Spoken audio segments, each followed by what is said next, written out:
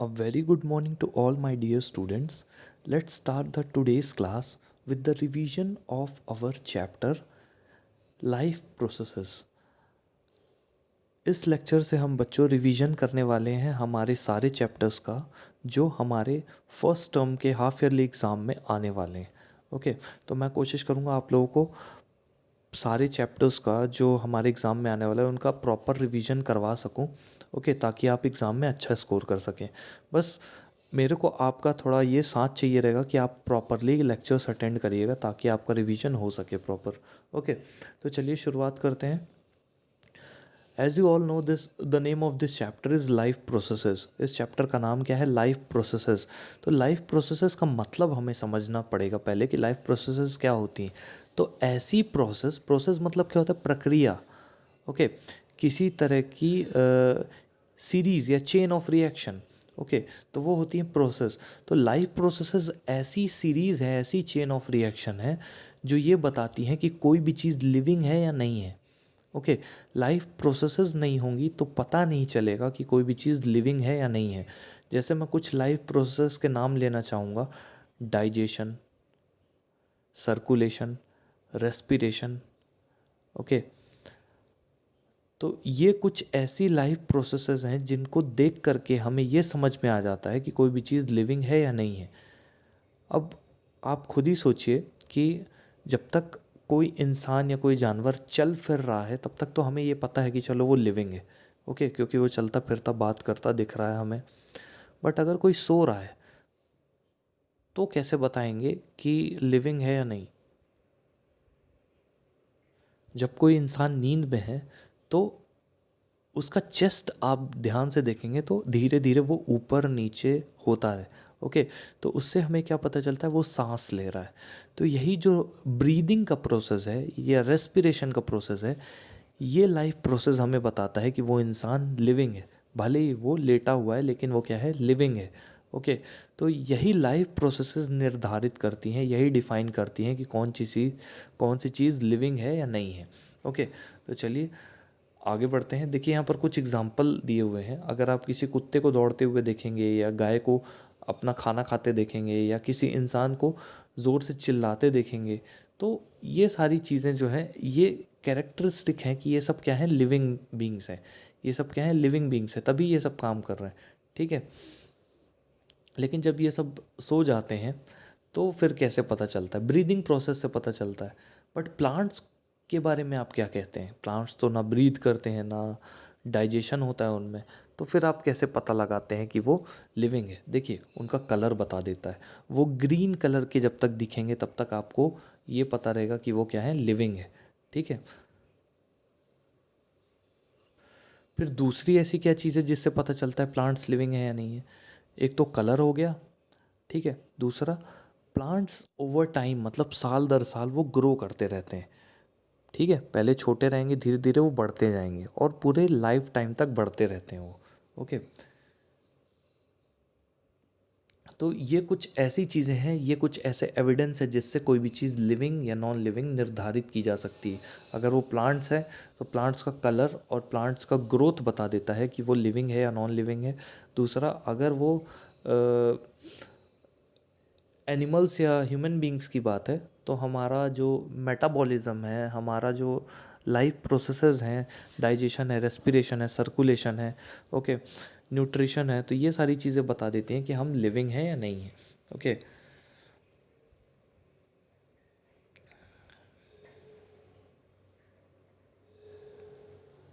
देखिए यहाँ पर ये बोला गया है, movements over very small scales will be invisible to the naked आई।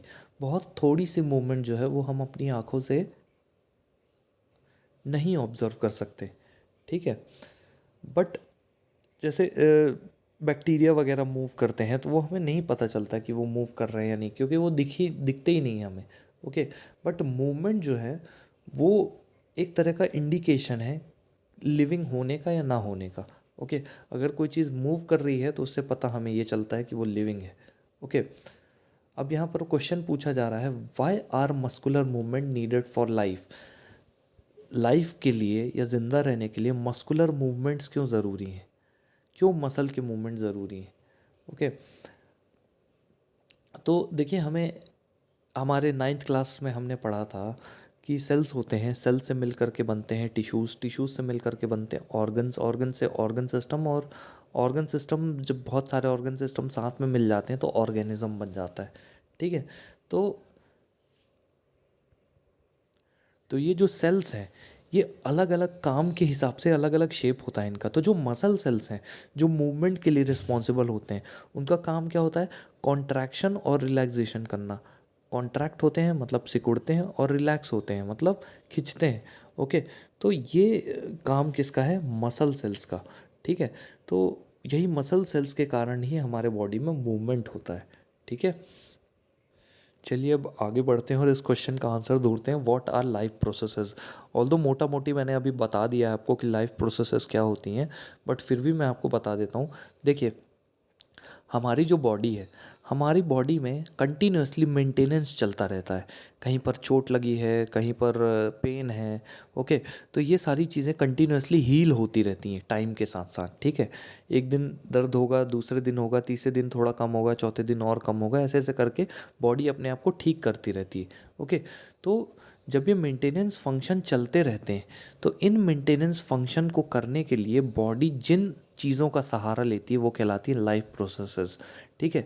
जैसे अगर स्टमक से रिलेटेड कोई आपको पेन हो रहा है, तो लाइफ प्रोसेसेस में से कौन सा प्रोसेस आएगा? डाइजेशन का प्रोसेस आएगा, या डाइजेस्टिव सिस्टम का प्रोसेस आएगा, जो अपने आप को मेंटेन करके रखेगा और उस पेन को ठीक करेगा। ठीक है। तो ऐसे ही ये जो लाइफ प्रोसेसेस हैं, इसके अंदर डाइजेशन आ जाता है, सर्कुलेशन आ जाता है, रेस्पिरेशन आ जाता है। ओके। एक्सक्रीशन आ जाता है। तो ये कुछ ऐसे लाइफ प्रोसेसेस हैं जिनके बारे में हमको पढ़ना है, और जो बहुत इम्पॉर्टेंट है लाइफ के लिए। ओके। ह्यूमन बींग्स के लिए खासकर। ठीक है। तो जो मेंटेनेंस फंक्शन है, the process which together perform this maintenance job our life processes. ये मेंटेनेंस करने का काम जो प्रोसेसेस ये मेंटेनेंस करने का काम करती हैं, वही कहलाती हैं लाइफ प्रोसेसेस। ओके।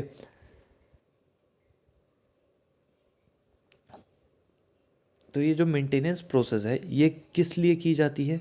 ये जो बॉडी में डैमेज होता है, जो ब्रेक डाउन होता है, ठीक है, तो इसके लिए, इसको ठीक करने के लिए मेंटेनेंस फंक्शन किए जाते हैं, मेंटेनेंस प्रोसेस की जाती हैं। ठीक है। The energy comes from outside the body of the individual organism. अब मेंटेन करने की एनर्जी कहाँ से आती है? खाने से। आउटसाइड यहाँ मतलब खाने से, जो हम खाना खाते हैं उससे हमें मिलता है न्यूट्रिशन।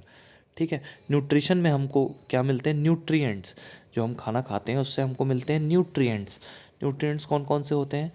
हमारे खाने से जो हमको मिलते हैं वो 5 मेन इंपॉर्टेंट न्यूट्रिएंट्स होते हैं, जो है प्रोटीन, कार्बोहाइड्रेट, फैट, विटामिन्स और मिनरल्स। तो प्रोटीन आप लोगों को पता ही है क्या होते हैं, बिल्डिंग ब्लॉक्स ऑफ लाइफ कहलाते हैं। ठीक है। कार्बोहाइड्रेट आपको चावल, रोटी दोनों से कार्बोहाइड्रेट मिलता है। फैट, फैट आपको मिल्क से मिलता है, घी से मिलता है, बटर से मिलता है। ओके। और विटामिन्स और मिनरल्स आपको सब्जियों से मिलते हैं, फलों से मिलते हैं। ओके। तो ये कुछ ऐसे न्यूट्रिएंट्स हैं जिसकी मदद से हमारी बॉडी का न्यूट्रिशन चलता है। ओके।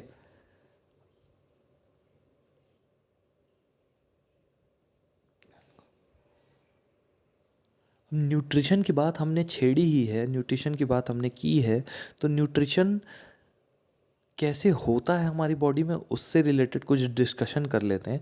देखिए, जैसे ही हम खाना अपने माउथ में डालते हैं अपने हाथों से, तो माउथ के अंदर जो मौजूद टीथ और टंग है, तो टीथ उस खाने को चबा कर छोटे छोटे टुकड़ों में बांट देता है, और जो टंग है वो उन पीसेस को मिक्स करती है।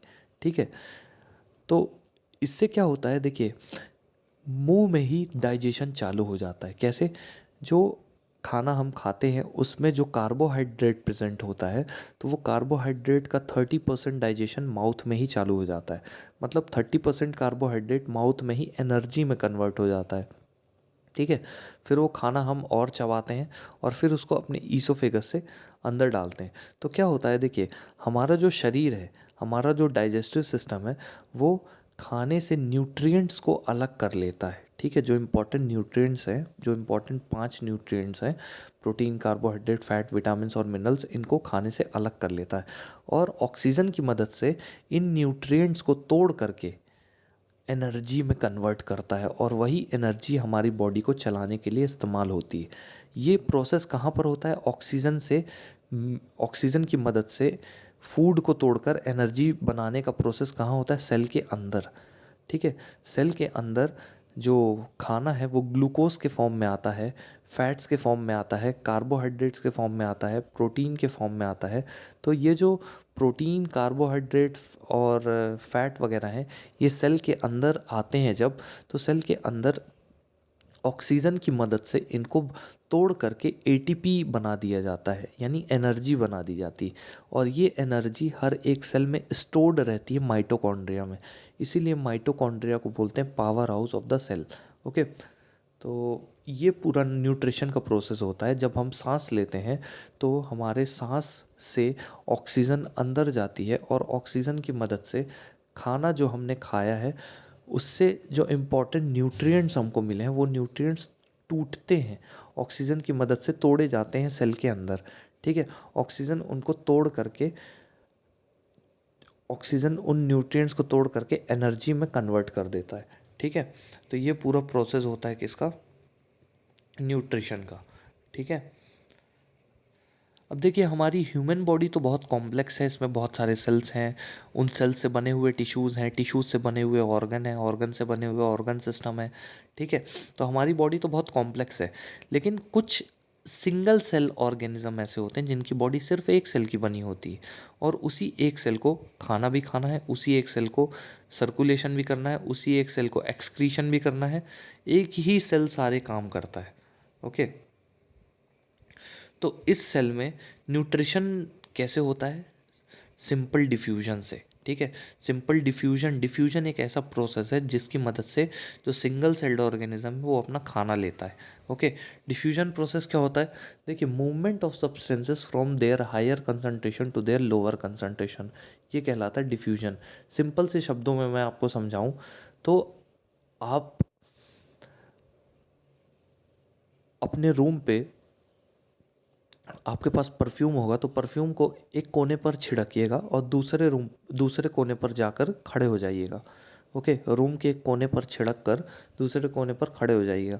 थोड़ी देर बाद आपको परफ्यूम की स्मेल आने लगेगी, उसकी फ्रेगरेंस आने लगेगी। ऐसा क्यों होता है? ऐसा इसलिए होता है क्योंकि जहाँ आपने परफ्यूम को स्प्रे किया है वहाँ पर परफ्यूम का जो कंसंट्रेशन है, परफ्यूम की जो क्वांटिटी है वो ज़्यादा है। तो कोई भी चीज़ जहाँ पर ज़्यादा होती है वो किस तरफ भागती है? जहाँ पर कम होती है, ओके। तो परफ्यूम कहाँ से कहाँ जाएगा? जहाँ पर वो ज़्यादा मौजूद है वहाँ से पूरे कमरे में फैलेगा, ओके। तो इसी प्रोसेस को डिफ्यूजन बोलते हैं। और दूसरे तरीके से समझाऊँ तो 2 टैंक ले लीजिए, बड़े बड़े पानी स्टोर करने वाले, ठीक है। पानी स्टोर करने वाले 2 टैंक को बीच से एक पाइप से कनेक्ट कर दीजिए, ठीक है, ताकि एक टैंक का पानी दूसरे टैंक में आराम से उस पाइप से जा सके, ठीक है। उस पाइप में नोज़ल लगा दीजिए, ठीक है। एक टैंक को पूरा पानी से भर दीजिए, नोज़ल को बंद कर दीजिए ताकि वो दूसरे टैंक में पानी को ना भेज सके या दूसरे टैंक में पानी ना जा सके। जैसे ही आप नोज़ल खोलेंगे पानी कहाँ जाएगा? दूसरे टैंक में जाने लगेगा। ऐसा क्यों होता है? क्योंकि इस टैंक में, एक टैंक में पानी ज़्यादा है, दूसरे टैंक में पानी बिल्कुल नहीं है। तो पानी कहाँ से कहाँ मूव करेगा? अपने ज़्यादा कंसंट्रेशन से अपने कम कंसंट्रेशन की तरफ। इसी प्रोसेस को बोलेंगे क्या? Diffusion, okay. जब कोई भी चीज़ अपने ज़्यादा क्वांटिटी से कम क्वांटिटी की तरफ जाने लगती है तो उस प्रोसेस को बोलते हैं डिफ्यूजन, ओके। तो चलिए आगे बढ़ते हैं।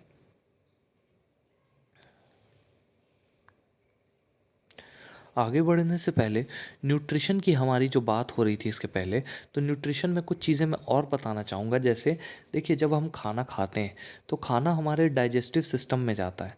डाइजेस्टिव सिस्टम उस खाने से इम्पॉर्टेंट न्यूट्रिएंट्स को अलग कर लेता है और जो वेस्ट प्रोडक्ट है वो बॉडी से बाहर निकाल देता है। तो जो इम्पॉर्टेंट न्यूट्रिएंट्स होते हैं वो हमारे बॉडी में एनर्जी कैसे बनाते हैं? देखिए, जो इम्पॉर्टेंट न्यूट्रिएंट्स होते हैं वो डाइजेस्टिव सिस्टम से चले जाते हैं ब्लड में, ठीक है। अब ब्लड जो है वो उन न्यूट्रिएंट्स को हर एक सेल के पास लेकर जाता है, ठीक है। अब वो जो न्यूट्रिएंट्स है, प्रोटीन, फैट, कार्बोहाइड्रेट, विटामिन्स और मिनरल्स, धीरे धीरे हर एक सेल के पास जाते हैं, ठीक है। हर एक सेल के अंदर वो चले जाते हैं, और वो किसके थ्रू जाते हैं? वो ब्लड के थ्रू जाते हैं, ठीक है। ब्लड इन न्यूट्रिएंट्स को, जो इम्पोर्टेंट न्यूट्रिएंट्स हैं, उनको हर एक सेल तक पहुंचाता है, ठीक है। और हर एक सेल तक जब ब्लड उन न्यूट्रिएंट्स को पहुंचाता है, तो उस सेल में ऑक्सीजन मौजूद होने के कारण वो न्यूट्रिएंट्स धीरे धीरे टूटते हैं और टूट करके एनर्जी में कन्वर्ट हो जाते हैं, ठीक है। और वो एनर्जी सेल के अंदर ही स्टोर हो जाती है। जब बॉडी को एनर्जी की ज़रूरत पड़ती है कोई काम करने के लिए, दौड़ने के लिए, ठीक है, या कोई काम करने के लिए, तो बॉडी हर एक सेल से एनर्जी को यूटिलाइज करने लगती है, ओके, यूज़ करने लगती है। तो ये पूरा प्रोसेस था न्यूट्रिशन का, ठीक है। अब हम आगे बढ़ते हैं स्टूडेंट्स, और न्यूट्रिशन को और अच्छी तरह से समझते हैं। व्हेन वी वॉक और राइड अ बाईसाइकिल, जब हम टहलते हैं या एक बाईसाइकिल को राइड करते हैं, हम एनर्जी यूज़ कर रहे होते हैं, ठीक है। जब हम कोई अपेरेंट एक्टिविटी नहीं करते तो एनर्जी लगती है क्या करने के लिए? मेंटेन करने के लिए। अब हमारी बॉडी को, जब हम कोई काम नहीं कर रहे होते फिर भी एनर्जी का यूज़ होता रहता है, किस काम के लिए? हमारी बॉडी को मेंटेन करने के लिए, इसके फंक्शंस को मेंटेन करने के लिए, ठीक है। We also need materials from outside in order to grow, develop, synthesize protein and other substances needed in body. तो हमें बाहर से भी मटेरियल्स की ज़रूरत पड़ती है ग्रो करने के लिए, डेवलप करने के लिए, प्रोटीन सिंथेसाइज करने के लिए, और दूसरे सब्सटेंसेस सिंथेसाइज करने के लिए जो बॉडी के लिए ज़रूरी है, ठीक है। ये जो सोर्सेज ऑफ एनर्जी हैं और ये जो मटेरियल है, ये कहाँ से मिलता है हमको? जो खाना हम खाते हैं उससे, ठीक है। अब लिविंग थिंग्स को फूड कैसे मिलता है? जनरल रिक्वायरमेंट जो होती है एनर्जी की और मटेरियल की, ये तो सारे ऑर्गेनिज्म में कॉमन होती है। मतलब सभी लिविंग ऑर्गेनिज्म को एनर्जी चाहिए काम करने के लिए, ठीक है, और खाने पीने के लिए मटेरियल चाहिए, फूड चाहिए, ठीक है। बट इसका जो एनर्जी रिक्वायरमेंट होता है वो अलग अलग तरीक़ों से फिल किया जाता है, ठीक है। कुछ ऑर्गेनिज्म जो है वो सिंपल फूड मटेरियल यूज़ करते हैं, ठीक है। जैसे प्लांट्स हो गए, तो वो कार्बन डाइऑक्साइड और वाटर की मदद से, क्लोरोफिल तो उनके अंदर खुद ही पाया जाता है, तो कार्बन डाइऑक्साइड, वाटर, क्लोरोफिल और सनलाइट की मदद से अपना खुद का खाना तैयार कर लेते हैं। तो ये कितनी सिंपल सिंपल चीज़ों से अपना खाना तैयार कर लेते हैं, ठीक है। बट हमारे जैसे जो ऑर्गेनिज्म होते हैं, मतलब जो एनिमल्स होते हैं, वो खुद से खाना नहीं तैयार कर पाते हैं। वो दूसरे प्लांट्स या एनिमल्स पर डिपेंड करते हैं खाने के लिए, ठीक है। तो जो प्लांट्स हैं उनको बोलेंगे हम ऑटोट्रॉप्स, क्योंकि वो खुद से अपना खाना बना लेते हैं। और हम कहलाते हैं हीटरोट्रॉप्स, क्योंकि हम खुद से अपना खाना नहीं बना पाते हैं। हमको दूसरे एनिमल्स पर डिपेंडेंट रहना पड़ता है या दूसरे प्लांट्स पर डिपेंडेंट रहना पड़ता है अपने फूड के लिए, ठीक है।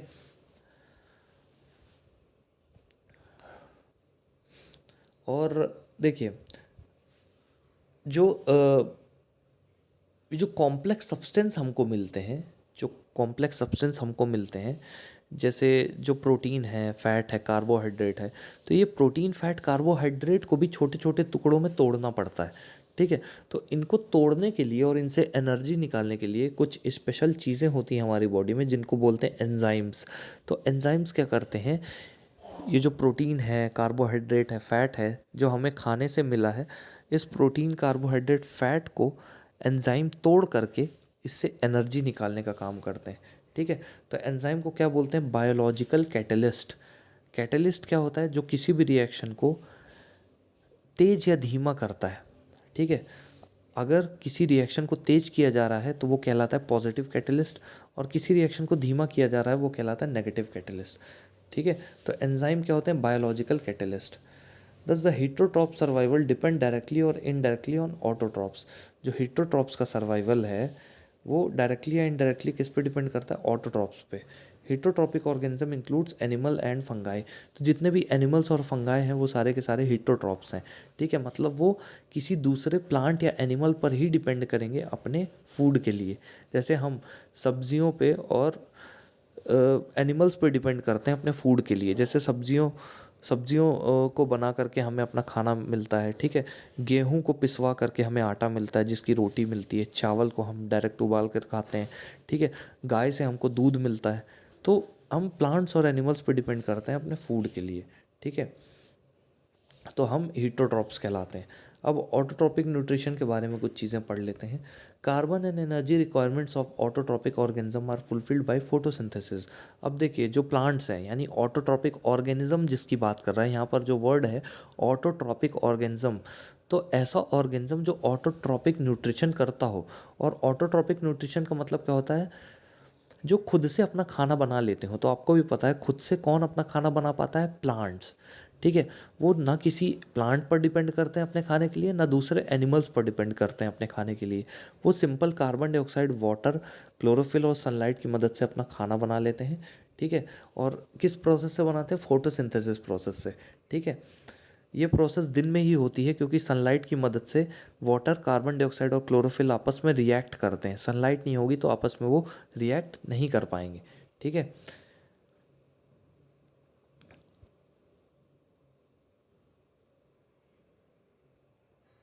it is the process by which autotrophs take in substances from outside and convert them into stored forms of energy। ये जो फोटोसिंथेसिस है, ये ऐसा प्रोसेस होता है जिससे ऑटोट्रॉप्स जो हैं यानी प्लांट्स जो हैं वो सब्सटेंसेस को बाहर से लेते हैं। जैसे वाटर जो है वो रूट से मिलता है, सॉइल से। ओके, मिट्टी जो है उससे पानी मिलता है प्लांट्स को। ठीक है, कार्बन डाइऑक्साइड जो है उनको एटमॉस्फेयर से मिलता है यानी एयर से मिलता है। ठीक है, और क्लोरोफिल उनके अंदर खुद ही पाया जाता है, और सनलाइट उनको सन से मिलती। तो ये सारी चीज़ों को वो आपस में रिएक्ट करवा के अपना फूड बना लेते हैं, जो है ग्लूकोज या कार्बोहाइड्रेट। ठीक है, this material is taken in the form of carbon dioxide and water which is converted into carbohydrate in the presence of sunlight and chlorophyll. Carbohydrate are utilised for providing energy to the plant. Carbohydrate का इस्तेमाल किस लिए किया जाता है, plants को energy देने के लिए। We will study how this process takes place in the next session. The carbohydrates which are not used immediately are stored in the form of starch। अब ऐसे कार्बोहाइड्रेट जो तुरंत एनर्जी में नहीं कन्वर्ट हुए हैं, वो किसके फॉर्म में स्टोर कर लिए जाते हैं, स्टार्च के फॉर्म में। ठीक है, which serves as the internal energy reserve to be used and when required by the plant. और ये जो स्टार्च वगैरह है, ये एक इंटरनल एनर्जी रिजर्व की तरह वो होते हैं। स्टार्च वगैरह जो है वो एक इंटरनल एनर्जी रिजर्व की तरह यूज़ किए जाते हैं। ठीक है, जो डायरेक्टली यूज़ हो गया कार्बोहाइड्रेट, वो तो एनर्जी में कन्वर्ट हो जाता है। जो यूज़ नहीं हुआ है वो स्टोर हो जाता है स्टार्च के फॉर्म में। ठीक है, फोटोसिंथेसिस प्रोसेस से जो कार्बोहाइड्रेट बनता है वो या तो डायरेक्टली एनर्जी बनाने के लिए इस्तेमाल हो जाता है, या तो फिर वो स्टार्च में कन्वर्ट होकर के बॉडी में, प्लांट की बॉडी में स्टोर हो जाता है। ठीक है, a somewhat similar situation is seen in us where some energy is derive from food we eat is stored in our body in the form of glycogen. तो जैसे प्लांट्स में जो एनर्जी है वो स्टार्च के फॉर्म में store हो जाती है, एनिमल्स में एनर्जी किस फॉर्म में स्टोर होती है, ग्लाइकोजन के फॉर्म में। हमारे अंदर, हमारे शरीर में हम जो खाना खाते हैं उससे मिलने वाली पूरी की पूरी एनर्जी हम यूज़ नहीं कर पाते हैं। तो जो एनर्जी बच जाती है वो सेल के अंदर स्टोर हो जाती है, किस फॉर्म में, ग्लाइकोजन के फॉर्म में। ठीक है, तो ग्लाइकोजन को क्या बोलते हैं, एनिमल स्टार्च। ठीक है, देखिए ये पूरा प्रोसेस, ये पूरा केमिकल रिएक्शन है फोटोसिंथेसिस का, जहाँ पर कार्बन डाइऑक्साइड और वाटर, कार्बन डाइऑक्साइड मतलब CO2 और वाटर मतलब H2O, ये दोनों आपस में रिएक्ट कर रहे हैं क्लोरोफिल और सनलाइट की प्रेजेंस में, और क्या क्या बना रहे हैं, ग्लूकोज यानी C6H12O6। ठीक है, ग्लूकोज के साथ साथ आप देखिए बाई प्रोडक्ट निकल रहा है ऑक्सीजन और वाटर। ठीक है, तो वाटर लगा भी और निकला भी, लेकिन वाटर लगता बहुत ज़्यादा है, निकलता थोड़ा है। ठीक है, और जो ऑक्सीजन है वो हम एनिमल्स और दूसरे जो ह्यूमन बींग्स हैं, हम ह्यूमन बींग्स और एनिमल्स जो हैं उनके लिए ये ऑक्सीजन ब्रीदिंग के लिए ज़रूरी है। ओके, आपको पता है हम कौन सी गैस ब्रीथ करते हैं, हम ऑक्सीजन ब्रीथ करते हैं और कार्बन डाइऑक्साइड रिलीज़ करते हैं। ओके, तो ये जो और प्लांट्स उल्टा करते हैं, दिन में प्लांट्स कार्बन डाइऑक्साइड लेते हैं और ऑक्सीजन रिलीज़ करते हैं, ऐसा बोला जाता है। ओके, तो वो कौन सा प्रोसेस होता है जिसमें कार्बन डाइऑक्साइड लगता है और ऑक्सीजन निकलता है, वो होता है फोटोसिंथेसिस, जिसमें देखिए आप देख सकते हैं कार्बन डाइऑक्साइड और वाटर क्लोरोफिल और सनलाइट की प्रेजेंस में रिएक्ट कर करके क्या बना रहे हैं, ग्लूकोज या कार्बोहाइड्रेट। ठीक है, और ऑक्सीजन और वाटर। ठीक है, चलिए ये देखते हैं कि ये फोटोसिंथेसिस प्रोसेस में कौन कौन से इवेंट्स होते हैं। ये इवेंट्स बहुत इंपॉर्टेंट है आपके लिए। सबसे पहले देखिए ये पत्ती बनी है। पत्ती के अंदर आप देख सकते हैं जब पत्ती को काटा गया तो पत्ती के अंदर आपको फ्लोएम और वेस्कुलर बंडल दिख रहे होंगे। इसको जब इस हिस्से को जब एनलार्ज किया गया, ये जो सर्कल आपको दिख रहा होगा, इस सर्कल को जब बड़ा किया गया तो ये आपको ऐसे सेल दिखने लगे, प्लांट सेल। ठीक है, तो प्लांट सेल में एक वैक्स की लेयर आपको दिख रही होगी, फिर ये प्लांट दिख रहे होंगे और इसमें जो ग्रीन कलर के डॉट्स आपको दिख रहे होंगे गोल गोल, वो क्या है? क्लोरोप्लास्ट हैं। इन्हीं क्लोरोप्लास्ट के अंदर क्या भरा होता है? क्लोरोफिल भरा होता है। ओके,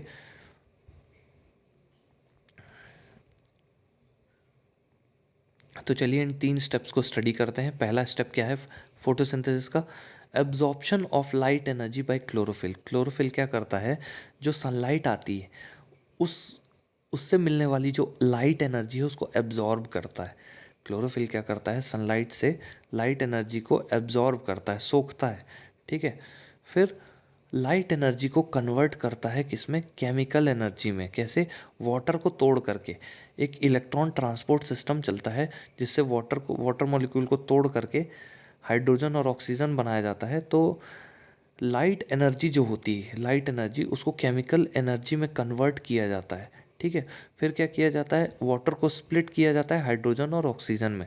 ठीक है, ये हाइड्रोजन और ऑक्सीजन अलग अलग काम के लिए प्लांट की बॉडी में यूज़ होती है। ठीक है, reduction of carbon dioxide to carbohydrates. अब जो कार्बन डाइऑक्साइड है उससे कार्बोहाइड्रेट्स बनाए जाते हैं। ठीक है, कार्बन डाइऑक्साइड से क्या बनाए जाते हैं? कार्बोहाइड्रेट। यहाँ पर रिडक्शन क्यों लिखा हुआ है? क्योंकि रिडक्शन ऐसा प्रोसेस है जिसमें हाइड्रोजन ऐड किया जाता है। ठीक है, जब हाइड्रोजन ऐड होता है तो वो प्रोसेस कहलाता है रिडक्शन। ठीक है, और जब ऑक्सीजन ऐड होता है तो वो प्रोसेस कहलाता है ऑक्सीडेशन। ठीक है, तो यहाँ पर कौन सा प्रोसेस हो रहा है? रिडक्शन हो रहा है। यहाँ पर क्या ऐड किया जा रहा है? हाइड्रोजन ऐड किया जा रहा है। ठीक है, these steps need not take place one after the other immediately. ये जो स्टेप्स हैं ये एक के बाद एक नहीं होते हैं। ठीक है, ये धीरे धीरे करके होते हैं। For example desert plant take up carbon dioxide at night. जो रेगिस्तान में, जो डेजर्ट में जो प्लांट्स होते हैं वो रात में कार्बन डाइऑक्साइड को एब्जॉर्ब कर लेते हैं। ठीक है, and prepare an intermediate which is acted upon by energy. और एक इंटरमीडिएट प्रिपेयर कर लेते हैं कार्बन डाइऑक्साइड, वाटर और क्लोरोफिल का। क्लोरोफिल, कार्बन डाइऑक्साइड और वाटर, इन तीनों का एक सॉल्यूशन प्रिपेयर कर लेते हैं। सुबह सनलाइट जब इसमें मिलती है तो ये तीनों आपस में रिएक्ट करके क्या बना लेते हैं? ये तीनों आपस में रिएक्ट कर करके बना लेते हैं क्या? कार्बोहाइड्रेट या glucose. Okay, if you carefully observe a cross section of a leaf under a microscope you will notice that some cells contain green dots. अगर आप पत्ती को देखेंगे तो यहाँ पर जो सेल्स दिख रहे हैं पत्ती के अंदर, इनमें कुछ ग्रीन डॉट्स होंगे। ये क्या कहलाते हैं? क्लोरोप्लास्ट। इनके अंदर क्या भरा होता है? क्लोरोफिल। ठीक है, these green dots are cell organelles called chloroplast. ये जो ग्रीन डॉट्स हैं ये सेल ऑर्गेनल हैं जिनको क्लोरोप्लास्ट बोलते हैं। और इन क्लोरोप्लास्ट में क्या भरा होता है? क्लोरोफिल। ठीक है,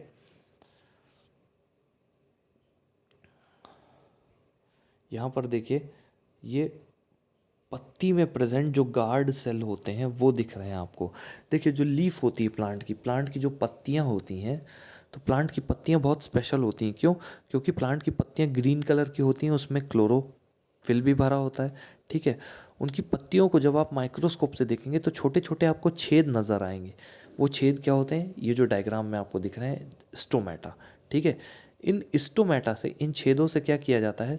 सबसे पहले तो वाटर को बाहर निकाला जाता है। जो एक्स्ट्रा वाटर हो जाता है प्लांट की बॉडी में, जो वाटर ज़्यादा हो जाता है प्लांट की बॉडी में, उसको प्लांट की बॉडी से बाहर निकाला जाता है। दूसरा काम क्या किया जाता है? जो ऑक्सीजन और कार्बन डाइऑक्साइड है उनको एक्सचेंज किया जाता है। जब ज़रूरत पड़ती है तो कार्बन डाइऑक्साइड को एब्जॉर्ब कर लेता है प्लांट उसी होल से, स्टोमेटा से। ठीक है, और जब ज़रूरत पड़ती है तो ऑक्सीजन को रिलीज़ कर देता है। ठीक है, तो ये जो ओपनिंग और क्लोजिंग है स्टोमेटा की, क्योंकि आपको दिख रहा होगा जो गार्ड सेल हैं वो किडनी जैसे शेप के हैं। ठीक है, तो ये जो गार्ड सेल हैं ये खुलते और बंद होते हैं। देखिए ए फिगर में गार्ड सेल खुला हुआ है। लेकिन बी फिगर में गार्ड सेल बंद है। तो ये खुलते और बंद होते कैसे हैं? देखिए, ये जो खुलते और बंद होते हैं ये वाटर के कारण होते हैं। जब पानी इनमें बहुत सारा भरा होता है तो ये खुल जाते हैं, जब पानी इनमें ख़त्म हो जाता है तो ये बंद हो जाते हैं। ठीक है। और इन्हीं गार्ड सेल के नीचे, इसी स्टोमेटा के नीचे से एक पाइप गया होता है रूट्स तक। वो पाइप जो होता है वो क्या कहलाता है? जाइलम। जाइलम में पानी भरा होता है। तो क्या होता है, देखिए, जाइलम, उस पाइप में पूरा पानी भरा होता है। तो वो जो पानी है उस पर जब सन की रोशनी पड़ती है, जब सनलाइट पड़ती है, तो वो पानी इवेपोरेट करके उड़ता जाता है।